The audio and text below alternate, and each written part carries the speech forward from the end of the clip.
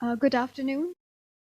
Moving on to the next section, we will be talking about space food, how seaweed grown in space and on Earth will mitigate climate change. Mr. Vincent Ah-Cheun, he is not here, but he has kindly presented his video, and we will be presenting the video to you. Thank you.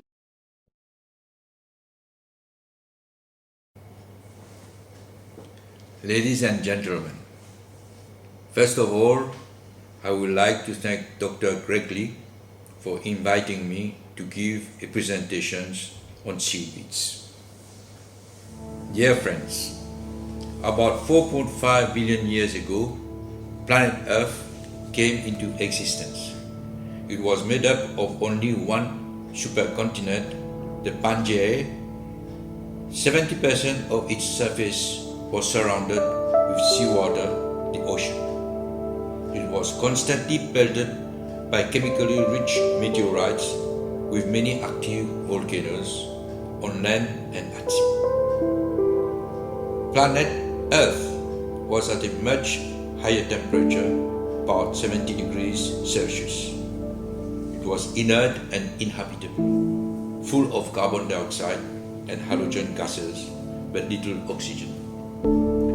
About 3.5 billion years ago, algae, now known as seaweeds, came to life.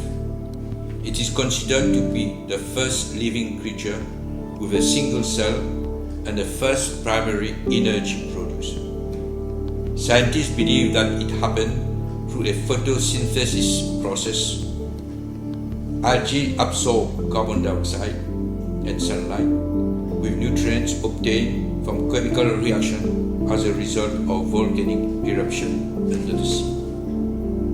Algae produce oxygen. Oxygen is the most vital for any living creature. Without oxygen, no human being or creature can live or survive. Seaweeds in fact provide over 60% of the oxygen that we breathe.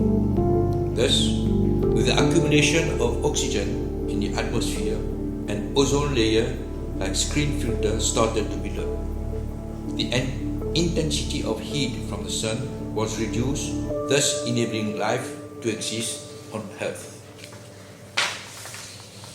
Algae is a common name for countless species of marine plants or creatures, many microscopic and invisible, that grow in the ocean, as well as in rivers, lakes, and other water bodies. Seaweeds grow much faster, are highly productive, and have better yields than any land plants. Seaweeds are high in protein and contain many nutritional values such as vitamins, fibers, omega-3, and other minerals. Seaweeds evolve into more complex cellular creatures.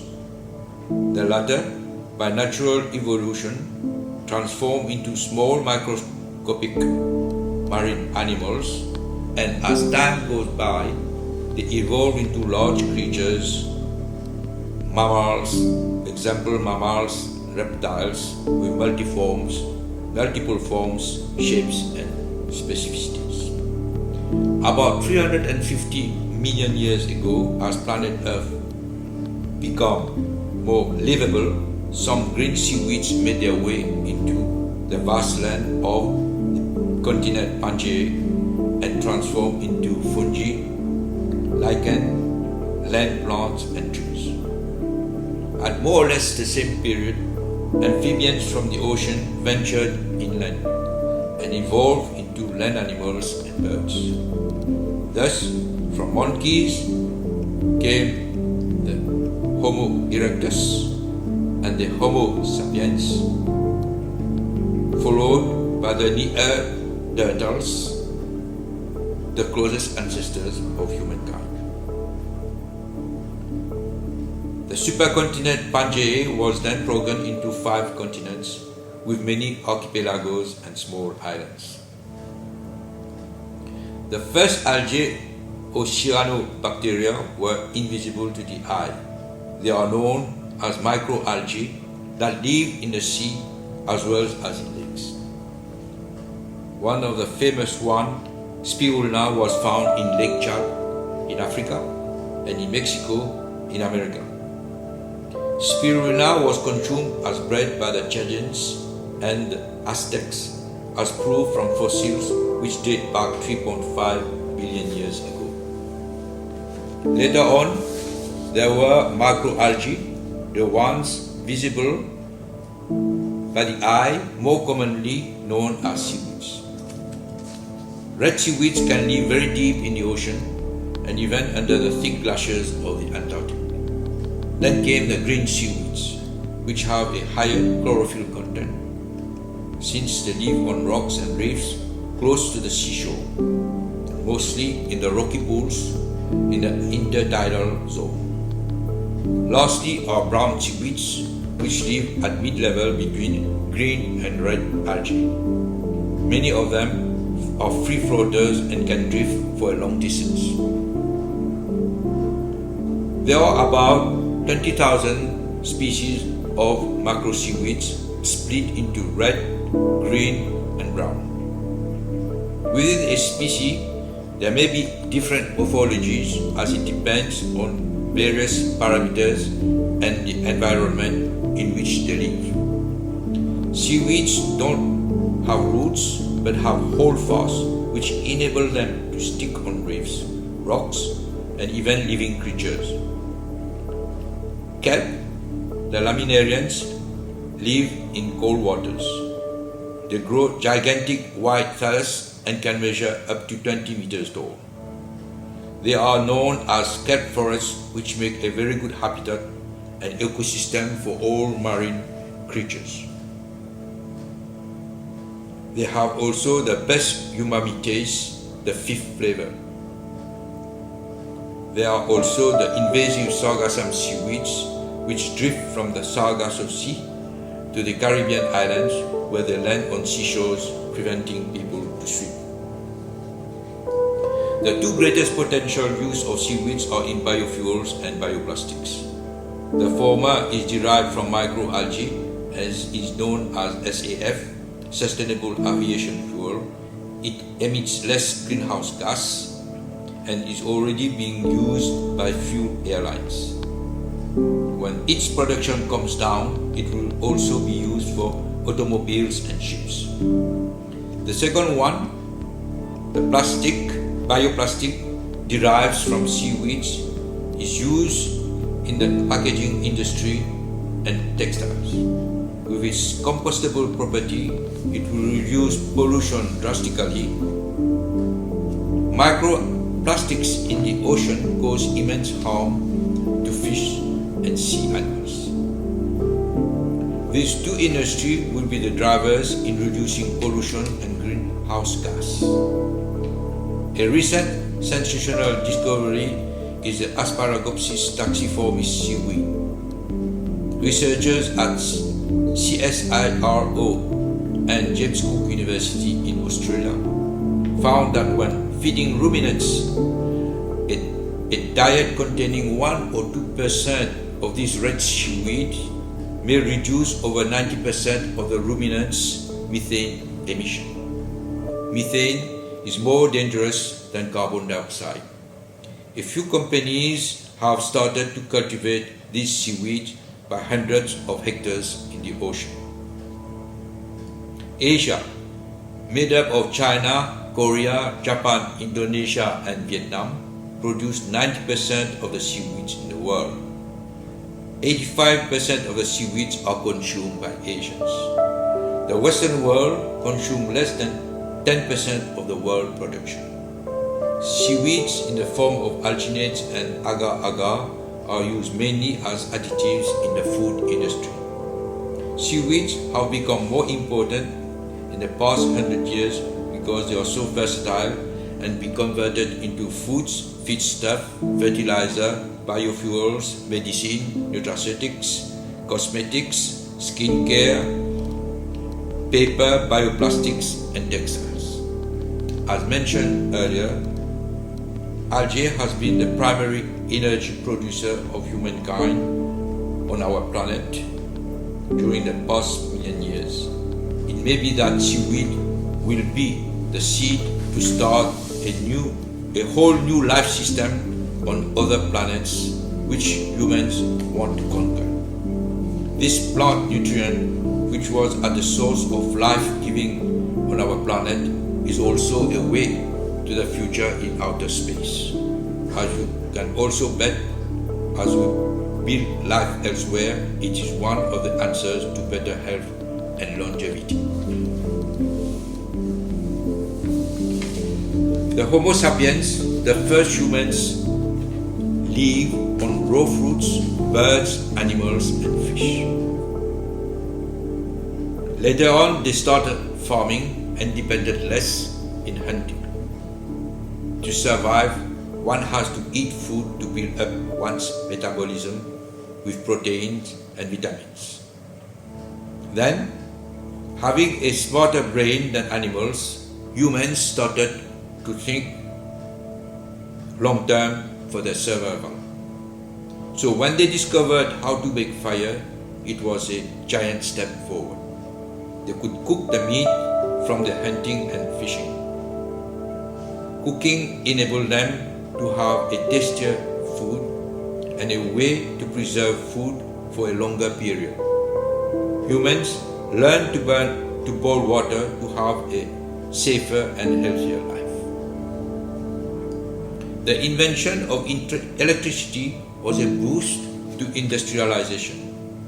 It made cooking easier. There were new preservation methods: dehydration, refrigeration, pasteurization, sterilization, and ultra-heat treatment. For centuries, besides the traditional foods, seaweeds have been a big support to people living in coastal areas where they could collect seaweeds at ease. In Japan and South Korea, many inhabitants, especially those living in the coastal zone, have a longer life because they consume seafoods and seaweeds daily. Some of the best seaweeds were reserved for the emperors. Japan and Koreans consume cooked rice wrapped in nori seaweed as part of their daily food. It is now the famous sushi. In China, for thousands of years, seaweeds have been consumed as sea vegetables and used extensively in traditional Chinese medicine. They were even used for bartering and also were a form of currency. Emperors were also fond of seaweeds for their longevity properties. In Hawaii Islands and other archipelagos with aborigines, seaweeds not only formed part of their food, but were also used in their religious and traditional rites. In Europe, the coastal people have been consuming seaweeds for hundreds of years. Besides food, seaweeds were used as medicine, tinctures, feeds for cows and sheep. The Vikings traveled with a stock of dried seaweeds during their long journey at sea. Today, Brittany is considered the seaweed capital of Europe. The French people apply seaweeds for their flavor enhancement and are used at the highest level of culinary art. The first exclusive seaweed restaurant was opened recently in Paris this year. So if man wants to conquer space and other planets, a suitable, compactable, and nutritional type of food must be brought along with them in spacecraft where space is limited. Seaweeds may be the ideal product, as they are lightweight and can easily be preserved by dehydration. NASA is already using microalgae to feed the astronauts during their space travel. Now it is experimenting its cultivation within the spacecraft. The International Space Station is testing on an innovative closed-loop photobioreactor which will produce algae during the space mission. This device will indeed be a big support to to astronauts and future planet colonizers, as it will enable them to produce continuously oxygen and nutritional foods. Considering its multiple applications, seaweeds will become the most versatile resource product in the future. This is in line with the United Nations 17 Sustainable Development Goals to make our planet a better, healthier, and safer place. Mr. Vincent Ah-Cheun is the first ambassador of the United Nations for seaweeds. His book, The Revolution of Seaweeds, first published in French, is now a bestseller. More research and development in seaweeds are vital, as they may, after all, save our planet and human civilization from extinction in case of deeper climate change, nuclear war, or an invasion of deadly meteorites. Seaweeds played a role in the Earth's evolution as a foundation for life in our ocean, but also the human evolution. They have played a prominent role even in the brain evolution. If we are looking to continue to make advancements in explorations and innovation, we will need to consider all the foods and nutrients which help the human brain to continue to evolve for the progress of human civilization. Thank you for your kind attention.